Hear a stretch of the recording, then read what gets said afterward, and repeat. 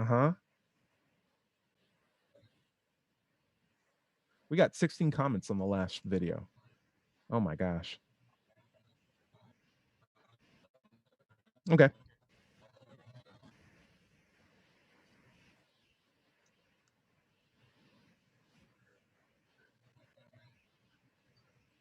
Analogous to a square circle, it seems that we choose based on. Man, there's a lot of comments here. But yeah, good conversation so far. Okay, what's really real becomes closer. Investigation. All right.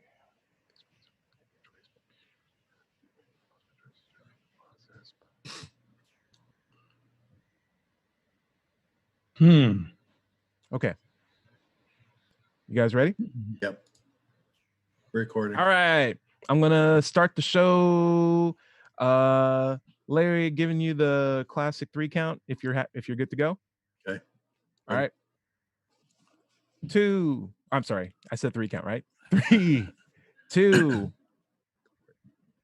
Hello and welcome to Digital Free Thought Radio Hour on WOZO Radio 103.9 LPFM right here in Knoxville, Tennessee. Today is Sunday, July 19th, 2020. I'm Larry Rhodes, or Doubter 5. And as usual, we have our co-host Wombat on the phone with us. Hello, Wombat. God is so good. I think that's as far as I got in that song. And we're all grateful. It's a good one. It's a good one. And our guests today are Dread Pirate Higgs, Red Leader, and George. Say hello, everybody. Hi.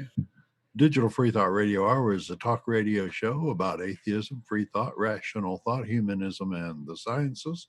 And conversely, we'll also talk about religion, religious faiths, gods, holy books, and superstition. And if you get the feeling that you're the only non-believer in Knoxville, well, you're just not. There are several atheist, free-thinking, and rationalist groups that exist right here in Knoxville, and we'll be telling you how you can connect with them right after the mid-show break. Did you know that there was an atheist call-in TV show broadcasting right here in Knoxville? It has been for over 10 years. Did you know that, Wombat? Yes, and I downloaded it, Friday, and I've been playing it all this weekend. I can tell you it's a really great combination between Animal Crossing, Pokemon, and maybe Stardew Valley. Stop it. You go around, I know, it's crazy, right? It's addicting as heck. Larry, he wants you to stop him. I just go around and I pick up ooblets, which are like these tiny little animals, and you can have them grow crops in your field. And Stop him, Larry. It's really amazing. It's really One cool. of these So days I you'll highly find recommend. Highly recommend you check it out. Nope, not it. It's not a game. It's just a show. And that matter of fact, this was on TV, community access TV, for 10 years in Knoxville. But just this year, switched over to video streaming, so you can find it on YouTube. And we'll tell you more about that after the mid-show break. Cool. If you'd like to interact with us during the show, you can go to Facebook and search for Digital Free Thought Radio Hour. We have a page there, and use the messaging function to send us questions or comments. Wombat, we're going to be talking about intelligence and how you defined it. Is that correct? Yeah, I want to go all through about intelligence, our religion. If you are, if it's possible to be intelligent and religious, are you any more intelligent if you're not religious? And we'll pick on IQ for a little bit. But before we go into all that, I take it up to our own venerable Dread Pirate Higgs for our invocation.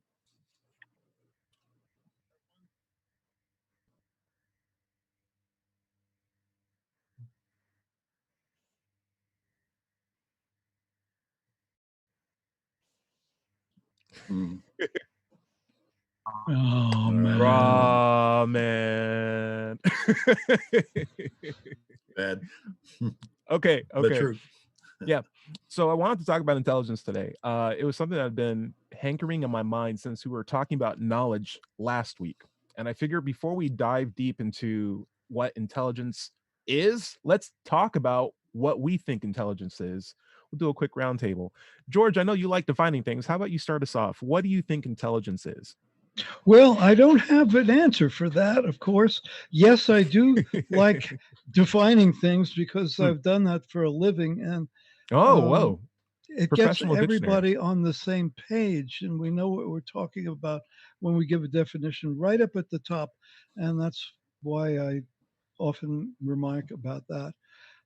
I think we sometimes assume that other people know what we're talking about when sure we don't. First of all, I want to ask, I want to comment on something that just popped into my mind, which is this: there are different types of intelligence. Interesting. Well, give me one. Give me one definition of one type. Just let me wrap Okay, my head around this. uh, let me think for a moment. Don't worry, it's just Physical live radio. intelligence, physical intelligence Physical can be intelligence. manifested by a mechanic, and you watch the guy working with his hands on your car, and you realize that he has what I call intelligent hands. So he's capable. Oh yes. Oh Okay. yes. Okay. Red Leader, I'm going to throw this out to you. HowJesusDidIt.com representing here. Intelligence. You have this very intelligent, thoughtful pose going on right now. What would you say intelligence is? What would you expect to see if we looked it up in the dictionary? I'm at a loss. I have no idea what to comment about this. Um, I'm totally at a loss.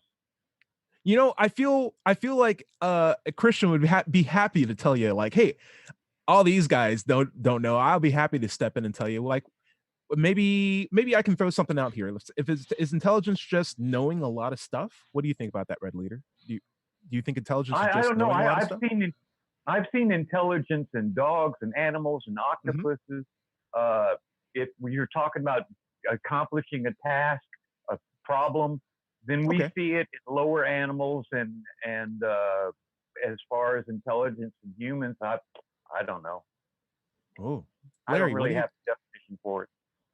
Well, adding to what Dale said, Red Leader said that accomplishing or solving problems, I think solving anywhere from a simple to complex problems, the higher intelligence, the more complex problems that you can address and solve. Okay, now we're getting somewhere good because I like that. I like that as definition. It's not just being able to do something, but it's being able to take a problem and make it not a problem anymore, like resolving situations. And the more complex the problem, the more intelligent, the more complex the problem that was resolved, the more intelligent that person must be, or animal, or whatever. That seems to be a really good marker. Gary, can you add to that?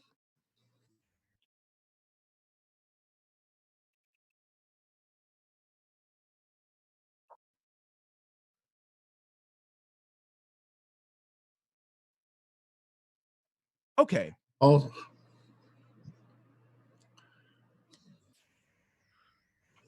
yeah. Right.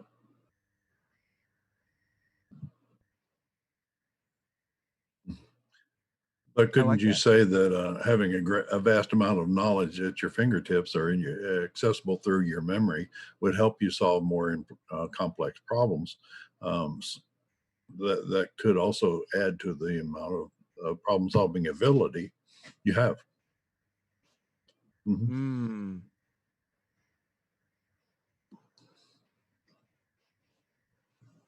Knowledge with intelligence. Mm-hmm. I'd also wonder about access to information, not necessarily being intelligence, because I'm walking around with a smartphone that has access to all the internet, Wikipedia, all of mankind's scientific documents, music, art, all on one, rectangular device. That doesn't make me any more intelligent in a sense, because almost everyone has that same level of access. It's how I use that information, right?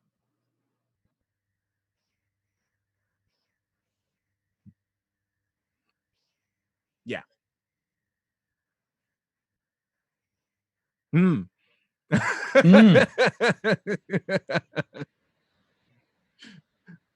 Yeah, but a lot of it depends on how much you have incorporated in yourself. Where you're all talking at once. Sorry. Yeah. What I'm saying is a lot of it depends on how much of that information or knowledge you've incorporated into your own self that you have instant access to when you're actually doing problem solving.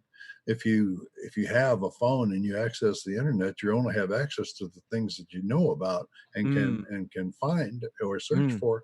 But if you let's say that you've gone in college, got a doctorate and done 20 years of research, you have an awful lot of more knowledge at your disposal to solve the problems that are facing you at any particular time. And you may not even know where to look on the phone for information to solve. I'm not saying it doesn't help. But I would think, like, if you have a phone and you have the PhD and you still can't solve this problem, and it's a really simple problem, that might be a sign that, like as George was alluding to, you may not have intelligence in that area, and maybe it's better to like seek out an expert in that particular field. Being intelligent enough to ask for help when you need it is also, in my opinion, like an empathetic sign of intelligence, like emotional intelligence. But I was I going to like that. Dread, what were you saying about like someone launching into space?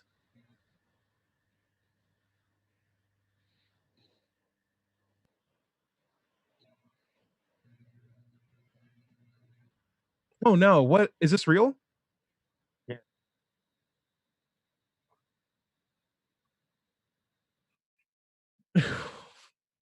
Oh no.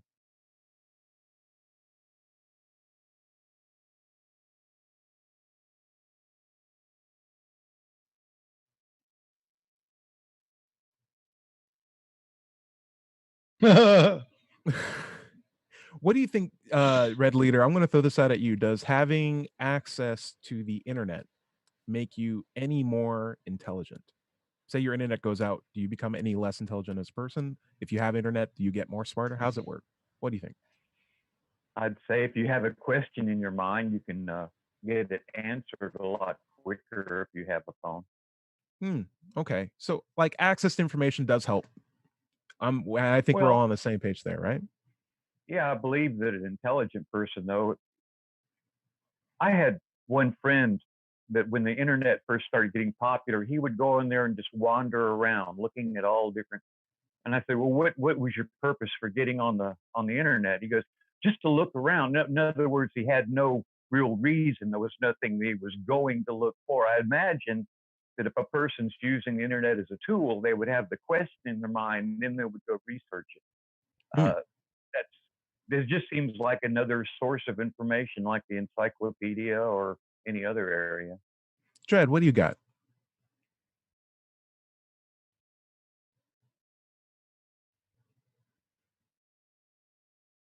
No, it's okay. It's okay. I was thinking of how do you apply this to say an all powerful, all knowledge, all intelligent being, right? Like say you have a God. It doesn't have to be the Christian God. But how do you assess if we can assess intelligence by offering a problem that needs to be resolved and at varying levels of complexity and seeing what's the capstone of complexity of a problem that can be resolved and saying, okay, because you cleared this, you're this intelligent. If the problem is for at least, and I'm sorry for going back into the Christian model, but like I need to figure out who my true followers are and who my true followers aren't. So I'm going to set up a system where I make a world and just put a book, around the Stone Age or Bronze Age, and with a couple of sheep herders, and we'll just see what happens. And I'll wait a But couple. there's not just one book. I know. There's 10,000 books. Yeah, and you have to consider the canon. So this applies even to like Muslim faiths as well. There is the idea of jinn or demons or Satan. People, supernatural forces that are capable of telling lies or convincing people who might mean well that they actually believe something that may not actually be true. Like demons that can fool with people's minds. And if those are in play, what isn't questionable at this point? Like, what can you take 100% confidently? Can I believe in God with 100% confidence, knowing that there's also Satan whose job is to convince people of things that may not necessarily be true? Like, it's very hard to take things like that with absolute level of confidence. Hey, we got phones. We'll edit this out, but George, make sure you mute yourself if you can. Larry, Yeah. we have these things called demons. We have these things called Satan. Well, I don't think I'm not convinced that we do, but how can you believe in well, God 100% seriously I if don't you? believe that we have them, of course, but Mm, if like Christians believe that Satan is real, and yeah. he has the ability to create illusions and create miracles and do magic, what chance Mm, do we possibly have to know what is real and what's not real, right. what's good, what's bad? Because he could make us see or believe anything. Eh, That's really not something that I think that a good God would allow to exist. right. And it plays to you. It's not just knowing things that makes you intelligent because you can know things that aren't true and you can actually make things way more complicated or harder for you to live by. Look at the coronavirus situation that we have. How many people became experts in, biochemistry and viral infections overnight, maybe after a couple of YouTube videos, and now are using that haphazardly. Dread, what do you got?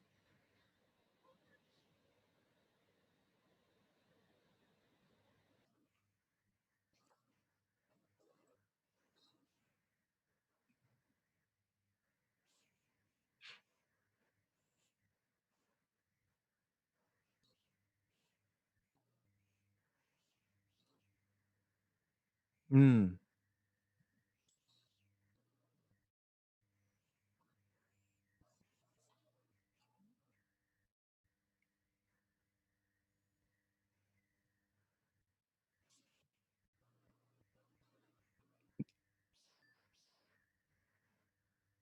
I really love that. George, what do you Would want to add? would deductive reasoning be part of this mix? Yeah, absolutely. Yeah. Yeah, I think so. And I think that plays a lot into like what SE is. It's just, it benefits us to be able to do that. And all we're doing is trying to act like a coach where we encourage that kind of thinking in other people. I think critical thinking really plays a big part in intelligence. Like, can you effectively use it to Right. solve these problems and improve your life and the lives of other people around you? Though we have this misnomer, I believe, and I'll throw this out. I believe that atheists have the impression that because you're religious, you're not as intelligent because you are devoting a lot of your time and effort into something that we aren't convinced is true. And I feel like that could be a dangerous sort of assumption because one, from talking to people who are religious, I found that the smarter you are, the better you are at convincing yourself that something is the case when it may not Rationalizing. actually be it. Mm-hmm. Yeah. And I see it from like, the people who are like way, way above me, college professors. I was just like, wow, that's really impressive. My coworkers, who I admire greatly, have a God belief. And it almost startles me because I always assume that, oh, you must think like me. No, you believe in a God and the periodic table all the way to 104 elements. That's okay. All right. Yeah, you know what? I just had surgery last week. That's why I'm wearing this thing. Mhm. And my surgery was done in a Baptist hospital. This is the Oh. second time I've had surgery in a Baptist hospital. And I'm thinking, but I thought the Baptists don't believe in science. Hmm. So So yeah, it's hard to where's say you the believe in science and disconnect not here? evolution at the same time too. Yes, and It's there's just real. it's just the science that contradicts the beliefs. I mean, the rest of the science is okay. The rest of the science is okay. They don't. They don't have any Right. problem with the science of germs. The germ theory of disease, or the gravitational theory, or the others thing. It's Yeah. the evolution theory. It's the Oh, creation. when it The applies to Big human Bang beings. theory. Right. Yeah, when it applies to human beings. Mm-hmm. Unless if it's a way to make medicine or vaccines, then in Right. which case they'll be like, I'll just take the vaccine, but this has nothing to do with evolutionary Yeah. problems. Like, of course it does. Mm-hmm. We don't like that. We obviously see cherry picking. We see, like a lot of egocentrism in there, but it's not necessarily a mark of someone not being intelligent. I can say this as a person who was Christian myself. Like I didn't feel any smarter when I lost my religion. I just felt like I had a door open that I walked through and I'm like, oh man, there's this whole other room in my house I've never been to. Oh, I gotta decorate again. I know it's so big. It's like, oh, but it's empty. It's so empty. What am I supposed to do with all this stuff? I was way more comfortable back there and I try to turn around and go back and it's locked. And you're like, well, I can't go back in there anymore. So I guess I'm stuck here in this big empty room now. So like that's how it felt for me. So if anything, it felt like I lost stuff, but it did give me the opportunity to like resettle, redecorate, and I feel like that's really important. Um, yeah,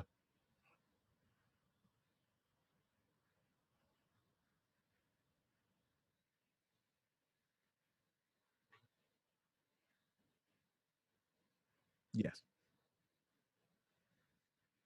Can you Mm. explain that a second? People, Oh, in case. great.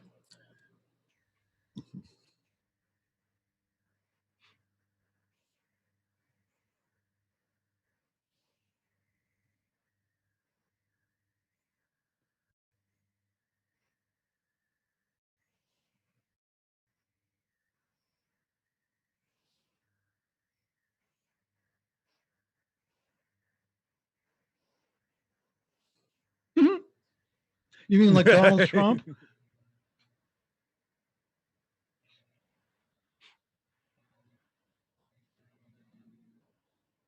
Mm.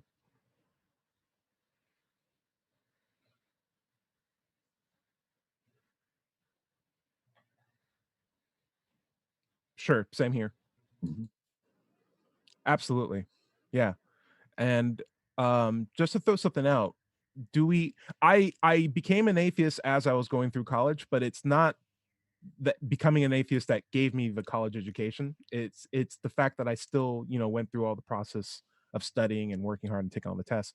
I don't feel any I don't think I'll just put it this point again. I'm not saying atheism made me any smarter, but I have seen the trend that typically people who are religious who go through a collegiate experience end on the atheist label.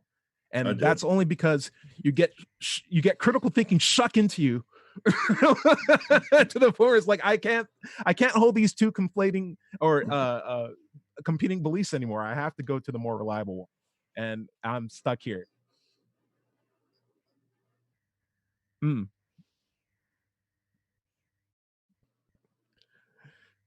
Or you're a ticking time bomb for someone else. Just go on mingle.com, christianmingle.com. Everything will be okay. No, it says a lot about mental compartmentalization. It does. And it probably goes back to what George was alluding to before. Like there's different intelligences. Maybe there's like a religious intelligence versus like a reality intelligence, maybe. Just like, hey. Well, I was just thinking about more pedestrian sorts of things, like, um, a long, long time ago, I was being given the Army physical exam. Okay. To send me off to Vietnam and get my brains turned into mush. And there was one part of that exam which was really well put together. It was an intelligence test that assumed that you couldn't read. Mm. Mm. And it was a bunch of questions posed to the applicant in pictures. And it was actually designed to test your mechanical intelligence. And I thought, wow, how come nobody ever put this to me in college? I've got 2 college degrees and nobody's ever come from that angle before. I've never heard of it. Yeah. I don't think we can like blame someone for being ignorant as a lack of intelligence. Like, I don't think those are applicable. I would That's like to throw this correct. out. Red Leader, you know a lot of magic tricks, right? Like you've written an entire book called How Jesus Did It, about like how magicians today could have done what Jesus did with his technology even back then, if he actually did it. I'm wondering, like, from your impression, is an audience that sees a magic trick and believes what the magician is telling them less intelligent or anyway incapable of intelligence? Did they do something dumb? Not less intelligent. James Randi said that, this is James Randi. Oh, I thought that was an orc. I thought that was an orc from Skyrim in the background. Okay, now I got it. No, one of the things James Randi said was that it's one comment he made was that it is more difficult to fool or impress a child with a magic trick. And being is because as a magician, he plays on your assumptions. Well, in our daily life, we assume all kinds of things in order to throughout the day a little bit more efficiently. We don't have to rethink everything all the time. So he uses those assumptions. I like that. Yeah. And yeah. Makes sense. And kids are way more of a blank slate. At one point, I was working for a guy that was he had a magic shop, and they were wanting some props created. One that I was looking at that the plans of was a stocks. The person would be in the stocks, and you would think, oh, he can't get out of that. But where the metal went, it looked like braces. That was actually a cut. It actually came up.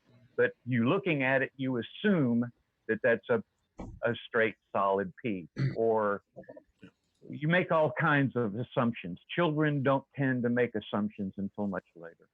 Yeah. And assumptions, one of the hard things about it is they're hard to give up, and they can actually interfere with your ability to solve problems, which goes back to what we're saying about intelligence. Yeah.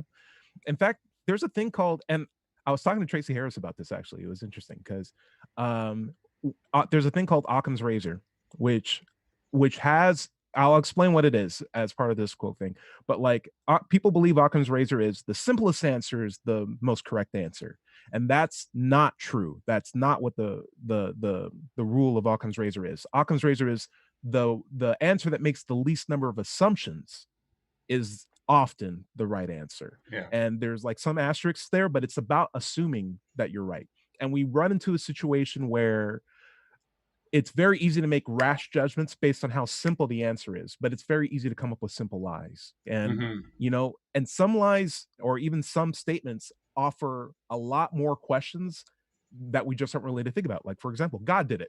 You don't have to worry about like this whole rain condensation thing. It's like, no, God did it. That's the simplest answer. Occam's razor. That's the answer. It's like, you don't realize how many additional questions you just brought up to the table. Of course. When you say something. God raises more questions than answers. Yeah. Larry, I think your audio went out, but it sounds like you have something you want to say. All right. I was Gary, just going to say that sorry. Go for it. Go for it, Larry. That God raises about 1,000 more questions than it answers, like where it came from, and did he have a family of parents, just all kinds of things that you just assume that there are answers for when there really aren't. Right. Anyway, we're at the bottom of the hour. We probably need to take a break. Yeah. This is Digital Free Thought Radio Hour, WOZO Radio, 103.9 LPFM, right here in Knoxville, Tennessee. And we'll be right back after this break. Cool. Pause the show. Does anyone have bathroom breaks or anything they need to get done? No, we all good? I think Dale went off. Dale went out. Here. I'm Larry, you're having a shoulder break. Your shoulder keeps appearing and disappearing. It's his shirt, I reckon. Yeah. And Dread Pirate Hicks's ears appear and vanish. Yeah, you guys need to get your stuff together because I'm the only one that has good video feedback. I'm the only one with the good ones here. Anyway. Oh boy. All right. So here, I'm going to fix the problem. There, it's now fixed. Everyone happy? Tyrone, it's making me crazy. That's bad. Right. So nightmare stuff there. Let's go back. Yeah. Has anyone ever had a supernatural experience? Hey, we can talk about that. I'd say no because I it did. exist. Yes, I don't know what supernatural is. I think that would be my answer. I'm gonna resume recording. And Dred, what do you got? When you're ready. Okay. Larry, I'm gonna give you the 5 count. Okay. 5, 4, 3, 2. Hello, and welcome back to the second half of the Digital Free Thought Radio Hour in WOZO Radio, 103.9 LPFM, right here in Knoxville, Tennessee. Today's July 19th, and we're going to talk about free thought groups that you can join right here in Knoxville. First, there's the Atheist Society of Knoxville. ASK was founded in 2002. We're in our 18th year. We have over 1,000 members, and you can find us online by searching for Knoxville Atheists or go to knoxvilleatheist.org. By the way, if you don't live in Knoxville, you can still go to Meetup and search for an atheist group in your town. Don't have one? Start one. Also, there's the Rationalists of East Tennessee. RET is another large free thinking group here in Knoxville, and you can find them at rationalist.org. Click on upcoming events to find out more about them. Earlier in the show, we said we'd talk about the Knoxville Atheist Call-In TV show. Well, it's on YouTube. Just search for Free Thinkers United Coalition of Knoxville, and you'll find their streaming version of a TV show. And there are archives as well. You can also search for Free Thought Forum. Knoxville. Not to interrupt, but it sounded a little confused. It sounded like you said we had a TV show. That's kind of cool. We should talk about that more. I'll bring it up next time. Yeah. Next show, we'll talk about it. That would be great. Yeah. That's not a thing you should let under the radar. I'm actually serious. We want to let people know. Yeah, and if you're interested in getting involved in the TV or this radio show, come to an Ask meeting, meet us online, go to Ask an Atheist. No, what is it? Knoxville Atheists on Facebook. Atheist Society of Knoxville on Facebook. Yeah. Lots of different ways. Sure. And on the show with us today, we have our co-host Wombat. We Hey! also have Red Rider, George, and Dread Pirate Higgs. So we were talking about intelligence. Where did we leave off? Sure, we were talking. Oh no, guys, I don't know where I keep putting this. Dread, do you know where it is? There was the question: has anybody had a supernatural experience? No, there's something. I had something, and I can't find it, and we have to. Where is the love? The love. Where is the love? The love. The love. Where is the love? I would like to make an announcement. You can do it right after we handle this listener feedback question. We got a really great message from Brandon. He said, hey, I'm a huge fan of the Let's Chat podcast ever since it popped up on my radar. You guys are awesome. And he wanted to ask a question about SE. SE, of course, being a way to talk to anyone about anything without triggering like emotions or ego and stuff like that. It's a great way for two people to work together to figure out if someone reached their conclusion in a reliable way. And he wants to use SE as a way to talk people out of racist ideologies. And he thought it could be really useful right now. And I thought, wow, that's very powerful. Dread, I'm going to throw this out to you. What's SE? I just explained it, George. Anyone else, just hit J on your keyboard and you'll restart 10 seconds back. Dread Pirate Higgs. Yeah. Do you think SE is a good way to deal with someone who has racist ideologies? I think so, because it helps that person sort of unpack how they came to formulate that particular ideology. I think it's a great opportunity to really just help people, reflect more upon themselves and how they got there, as opposed to, sitting on the end beliefs without sometimes even knowing how they got there. Sure. Absolutely. I love that answer. I also would just add, if you go into the belief thinking, I'm going to change this guy's mind because he's a racist and I'm not a racist, that's the wrong mindset for SE. You aren't there to try to change someone's mind. You try to figure out how they arrived at their conclusions. And if you work with them and you reach a dead end, that says way more than you saying, oh, well, you're wrong because of X, Y, Z. It's like, no, I was working with you and we can't work together between the two of us to get to this conclusion. Yeah. So maybe and if you're really sticking to the Socratic examination as the methodology for street epistemology, that's produces pretty fruitful results. Cool. Brandon, thank you so much for that feedback. Anyone else who has more feedback, feel free to leave a comment or email us. We'll supply all of our contact information at the end of the show. Dale, Dread, you got your hand up? I just wanted to mention, because you have brought up Occam's razor. Go for it.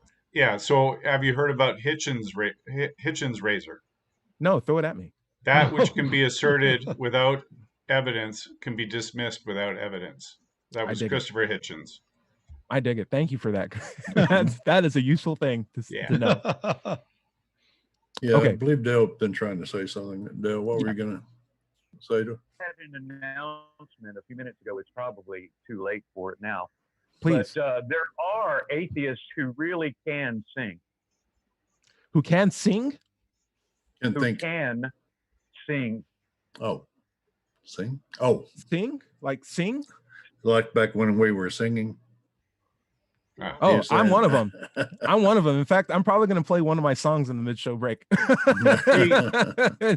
we actually have a live stream, someone following us on the live stream who makes a comment, if I may. He says, when I use SE on people, they always feel challenged and quickly back out. Is there anything you can recommend there? Go ahead.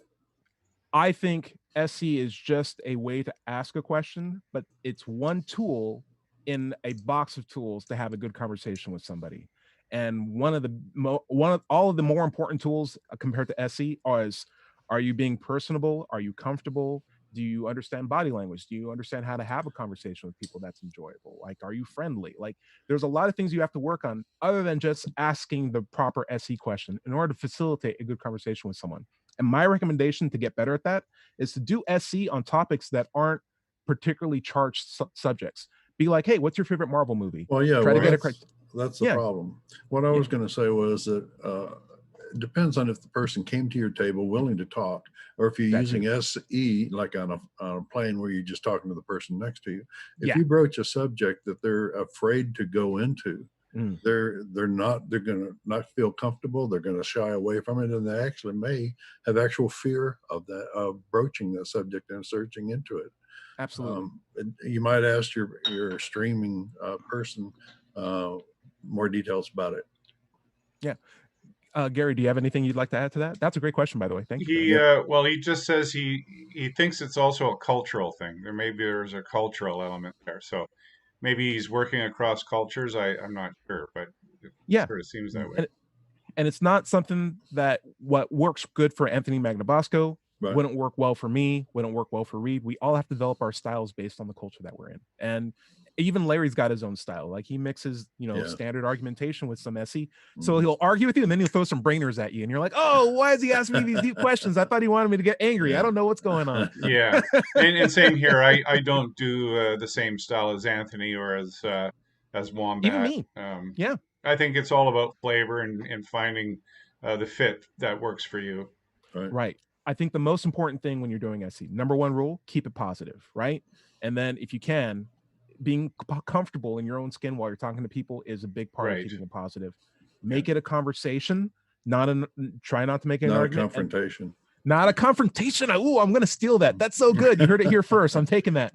And then the last thing is let them do the thinking, right? Like you're not there to guide them to the conclusion. You're there to follow them to it and see if you can get there together. That's the most important part. All right. So we had a really great question from Dale before we broke off to the end. It was, Dale, do you want to say the question? Do you remember it? Yes. Go for it. Have any of you ever had a supernatural experience or something that you thought was a supernatural experience? Maybe somebody close to you has had a supernatural experience. Cool. Larry, I'll throw this out to you first. I'll throw it out to Larry first. No for Larry. No. I'm going to be interested in George's answer, but Dread Pirate, have you ever had a supernatural experience? At the time, I might have thought it was, but over the years, I've subsequently come to realize that it was a lot of my own wishful thinking that was infused in that. And I'll just throw out my quick answer. It kind of goes back to what Red Leader was saying. As a kid, it's sometimes easier to you start off with more of a blank slate, whereas an adult you feed yourself with more assumptions, some valid, some not. But when I was a kid, I could definitely say that I felt like I had a supernatural experience, but that was only because I had no standard for what supernatural was. And now that I'm an adult, I recognize that I have no basis to say what is supernatural versus what's not. I don't have a supernatural measuring stick. And as a result, I don't know. And I'm probably convinced that I'm more convinced of the natural experiences that I've had because I have no way of knowing if I had a supernatural experience or not. Right. So I'm not convinced that I've had any. George, what do you got? Well, I had a supernatural experience a number of years ago in a class about such things. And I also have a scientific explanation for that supernatural experience. That sounds conflicting to me. What do you mean by supernatural, Mr. Definition? What is what is supernatural? What's supernatural? Okay, it would if not defined an experience that would seem to defy science. Oh, well, that could be anything. Then if that's the case, then yeah, I had some ice cream that was strawberry that tasted like cherry, and I'm like, this is supernatural. Don't you hate it? Well, you can put it. Okay, you can put on it anything you want, but I'm saying this is where I'm coming from. You were surprised based on the expectation that you had before. Okay, that's fair.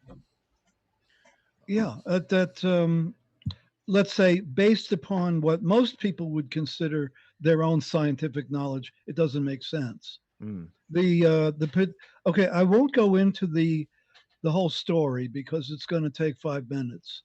If you want to hear it, I'll tell you it'll take 5 minutes. Yeah, we can do it after the show for sure. Okay, but however, it was a phenomenon that is called psychometry, in which an experience is recorded in an object to be played back by somebody else. experienced by somebody else. This happened. Cool. Okay. Larry, what do you Well, go all I for it? wanted Go to for it, say Larry. is a lot of the supernatural experiences that people have come down to interpretation. Yeah. I know people that if they have a cold breeze, if they sit in their house and they get a chill or a cold um, air coming by, well, that's because a ghost went by.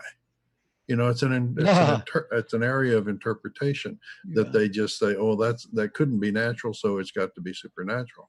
Yeah. Well, Now, in the since case of go yeah, ahead. in the case of let's say what I have described here that was called psychometry, or I'll call it telepathy. Um, I have a scientific explanation for this, for the possibility that makes sense to me, because I Mm. have experience with radio. I understand how radio works. I understand the physics of it. And at least in my own mind, I have put together a rationale for how this could have happened in the scientific realm. I have an experience that I can't explain scientifically because sometimes I just become a goldfish and I don't understand how it's possible for someone to become a goldfish That's and then go right back supernatural. to it. Yeah, I know. There's no explanation. I have a scientific explanation for it, but it's just supernatural. Yeah. This Yeah. is what it is. One thing, yeah, you were going to ask Dale. Yeah, I want to go. Yeah. Dale, have you had a supernatural experience, and would you like to talk about that? One time I was without sleep for 4 days, and I saw an elf That's not good. That's so duck bad. down behind a bolt of cloth. And I kept telling myself, there's no such thing as an elf behind that cloth. But no matter how much I could tell myself that, I could not stop myself from walking around the bolt and taking a real good look. Mhm. Also, a spaceship once landed in the field behind my house. I'm more inclined to believe in spaceships than supernatural. That's not supernatural. We have spaceships. those aren't supernatural things. Like I'm so upset we don't go to the moon more frequently, but like spaceships, we have them. That we can make them. It's not that surprising anymore. Let me tell you what happened. What happened was my dad was going to sleep and he happened to glance out the window and there was that spaceship. Now, we're talking about the spaceship from the 1950s, the fins on the bottom and it's pointed, like that. Yeah. And he tried to go to sleep. He was thinking, he explained, he said, well, if the aliens are going to come and get me, there's not a whole lot I can do about it. I'm just going back to bed. And then he thought, no, I like that attitude. I have to have somebody else see this. So he woke me up. And I looked out the back window and there was a glowing spaceship about 50, 70 feet tall in the field behind our house. And I said, let's go look at it. And he said, no, you're not going anywhere. You're staying right here. But I got my binoculars and I looked at the spaceship. Come to find out that what it was a tree, was a pine tree. And it was such a distance away that it looked exactly like a spaceship. But there had been a mist, a dew.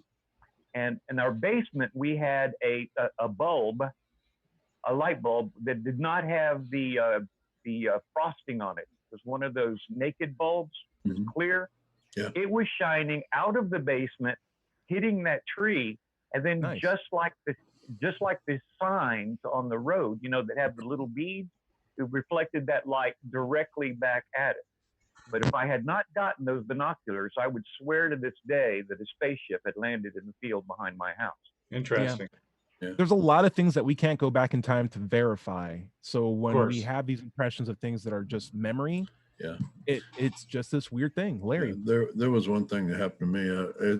Like Dale's father, I was going to sleep.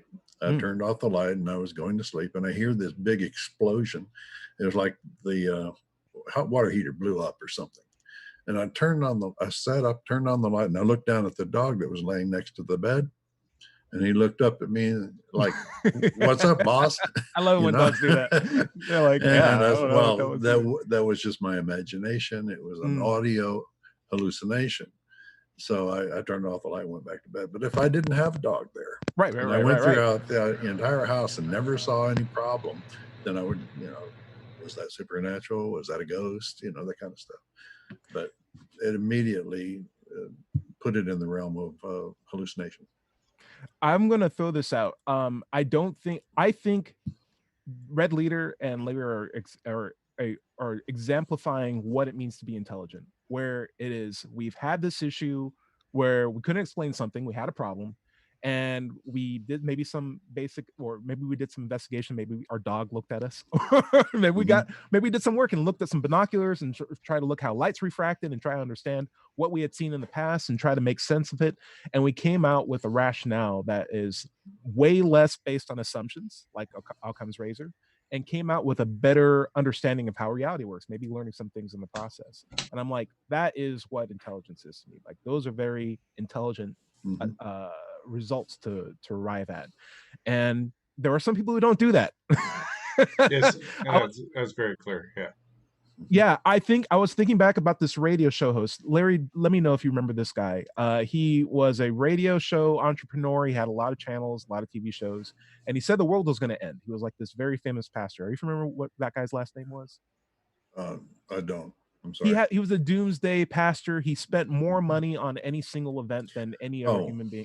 Yeah, I know who it is. I can't think of his name, but you'll get about 3-4 years ago. Yeah. He said the world was going to end sometime in August, I believe, and his followers believed him. You know, they looked at him as an authority. They sold all of their possessions and put the money in the bank, went to him and all congregated, gave him his money, their money, for whatever reason. I cannot imagine. To buy posters and stuff like that. To spread the word. Yeah. Yeah. And it didn't happen. Said the hey, don't spoilers, no spoilers yet.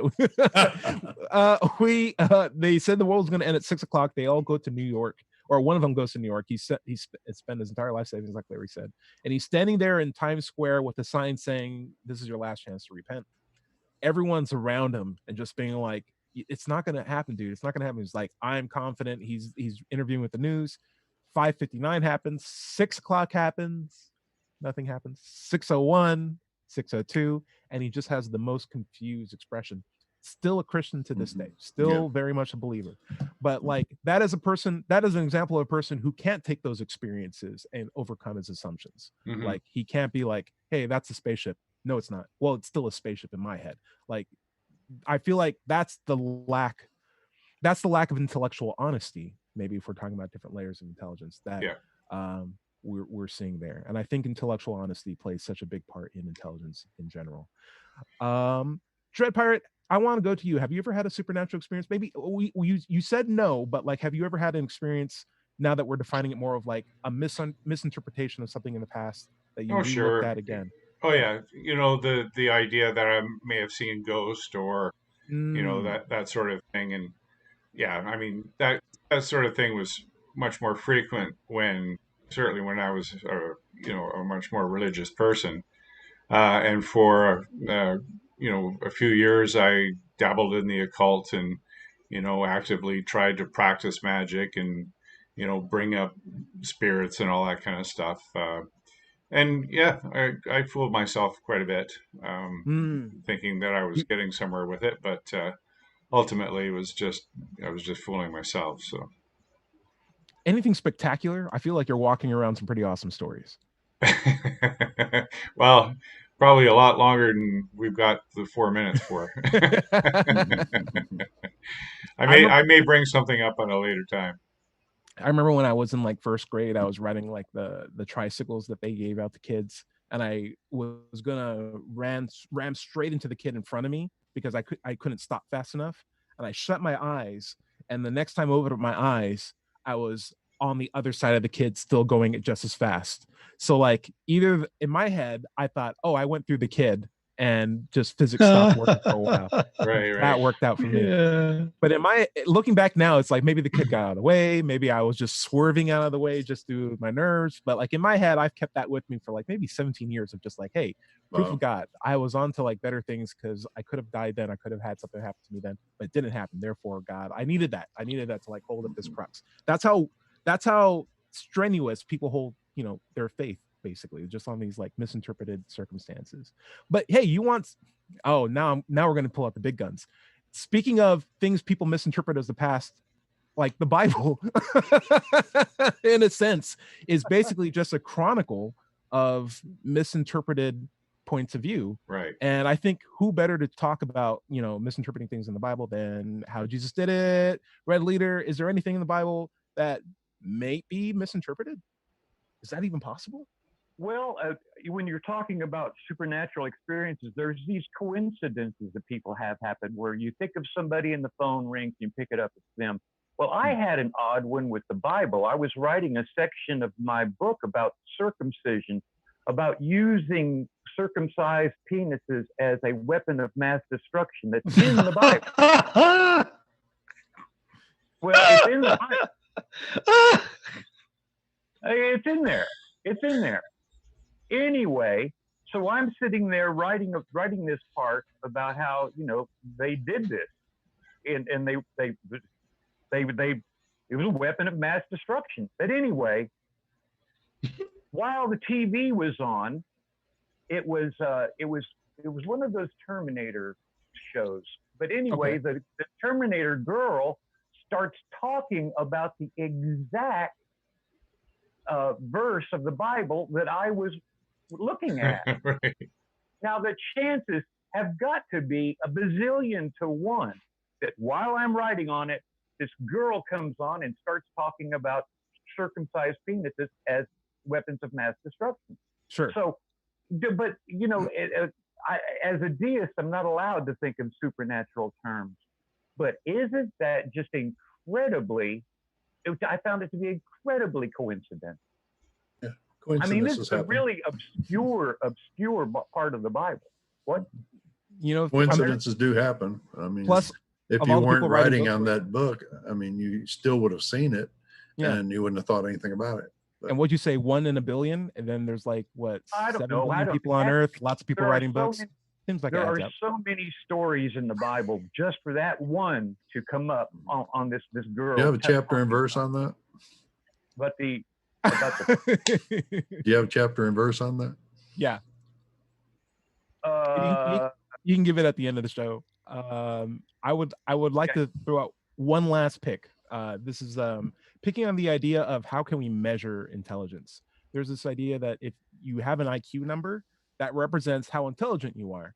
And the means of how they test IQ is different based on, there's not even like a major organization that assesses it. But I was talking about this with Dread Pirate. The concept of intelligence quotient or quotient, or however you want to pronounce it, it should be quotient, refers to it's your intelligence based on your local population. It's not IQ is never taken globally, like where you're competing against like people from China or India and stuff like that. It's typically around the people who've taken the test who are in your near immediate area. And if that's the case, if you're in a place and a bunch of smart people move in, your IQ goes down, even though you haven't changed at all. Whereas if you move to a place where there's not as many smart people, or maybe you're one of the only people, maybe your IQ jumps up a bit because you're now, at average or at least beating the average. So yeah, I don't know. I don't know how you came up with that profile. Talk to me. So I am a member of Mensa. Cool. In fact, I'm a local secretary and proctor for Mountain Mensa here in Western Canada. And the test again, we were talking earlier about defining what intelligence was, and it's not about who you know. It's not the cultural milieu in which you exist. It is broader. It's based on your capacity and ability to solve problems based on the available information. And the Wonderlic tests, which are used now sort of as the standard for Mensa, there are different kinds of intelligence tests, right? Like LSATs. And I mean, all the SATs are essentially aptitude tests that measure to some degree intelligence. And so these cross the borders of language, of mathematical acumen, of all kinds of these things that might be of benefit to people who have a college education, for instance. They do suss out intelligence on a much more fundamental level, and so that would be my contention, is that there is a valid way of determining relative intelligence through IQ. I would, and I thank you for that. I would always wonder is there a better way of measuring intelligence than measuring IQ and reducing it down to a number? Because I look at things like the Wonderlic, and we have a thing called NFL here in America. I'm sorry, in USA. I know Canada. Sorry about that. You guys have American football too, or Canadian football too.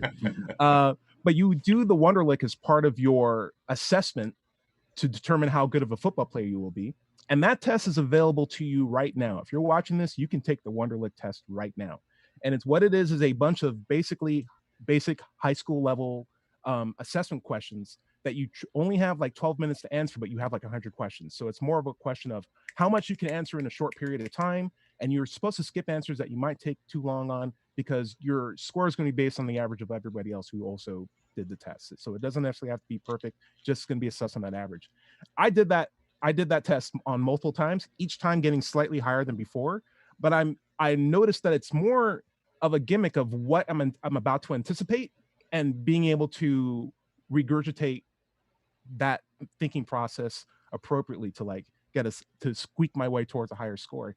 And I wonder, like, if I can eke my score by like 30% higher by multiple taking of the test, am I really measuring my intelligence, or just my ability to do well on this test? Or the ability to learn how to take tests. Or That take too. that And test. I mean, if you're doing the same test over and over again, no, it's different questions. It's different questions. I know, and I wonder, like, if that's the case, isn't there a possibility that people with really high IQ levels are just people who've taken the test a lot of times and are really good at taking IQ tests? I feel the same way applies to SATs as well. I did really well on my SATs, but absolutely fundamentally more when I was in college and realized how much I didn't know, and how to work with people and do research and figure out what's good information from bad information. Like, that's SAT. You couldn't put my college experience in a piece of paper that I have to answer with multiple choices. Like, there's no, I don't know if there's a compatibility. I'm fine with Mensa. I'm fine with IQ. I wish there was a better acceptable way to measure intelligence than those methods. Well, you know, one thing I should note about the Mensa IQ test, anyway, is that they're evaluated by psychologists, and the way they're evaluated. So, I mean, you made the point that you could skip questions or you can make guesses. So it's not like they just, you know, stick the template over the answer sheet and mark off the ones where the holes align with the answers, right? Answers are often, I mean, they're evaluated within the context of other questions. So, like some psychology tests, where, you know, you're asked the same question in various different ways to get around a person, you know, trying to game the test, as it were. Yeah. So these IQ tests, especially the Wonderlic, are done in the same way, so that it's, you know, it's a hard one to actually practice. You know what I'm saying? Yeah, I hear you. It's evaluated. It's evaluated on a broader, you know, sort of in a broader fashion than just sticking the template over and chucking the ones you got right into the holes. So I'm at least relieved that there's efforts to make it better. But yeah, I imagine there might be. Yeah. Dred, where can we find your stuff at? Well, we're streaming live on my YouTube channel, Mind Pirate, Pyrate. And we do that on Sundays at 8 o'clock to 9 o'clock. Cool. In the morning. And George, I know you probably don't have anything. That's totally fine. But hey, is there a website you would recommend, Red Leader, we should check out? Yeah, Larry asked me for the scripture verse. Yeah, about the weapon of mass destruction. I believe, Larry, if you look in the book, it's either under the joy of circumcision or adventures, more adventures in circumcision. Your book. And there will be a reference to the biblical. And what's the name of your book? Yeah. No, you can find it at howjesusdidit.com. Right. That's howjesusdidit.com. Yeah. Now, Dale, you're also a sculptor. Did you do that sculpture behind you? Yeah, good question. Yes. It's very good. That's James Randi. I met him. Cool. Very cool. Yeah, I did that. Very nice. Yeah, it's very nice. You can find my stuff at Let's Chat. You're probably here right now, so thanks for watching this video. Yeah, Larry, I'm all good. Okay. This has been digitalfreethought.com, radio hour, sorry. You can find my book, Atheism, What's It All About, on Amazon. Be sure to check out our blog at digitalfreethought.com/blog. And for our radio show archives, our atheist songs, and many articles on Facebook on the subject of atheism. If you have any questions for the show, you can send them to askanatheist@knoxvilleatheist.org. You can find our podcasts not only on digitalfreethought.com, but on iTunes and Stitcher and Luminary and podcast.com, et cetera, et cetera. If you're watching this on YouTube, be sure to like and subscribe and to be notified when new episodes are available. Also, I'd like to remind everybody at the end of the show that everybody is going to somebody else's hell. The time to worry about it is when they prove that heavens and hells and souls are real. Until then, don't sweat it. Enjoy your life. And we'll see you next week, 7 o'clock on WZO Radio 103.9 LPFM here in Knoxville, Tennessee. Say goodbye, everybody. Ahoy. Bye, everybody. Ramen. Bye. Oh, and That's the end of it. Cool. Now, I'm going to have to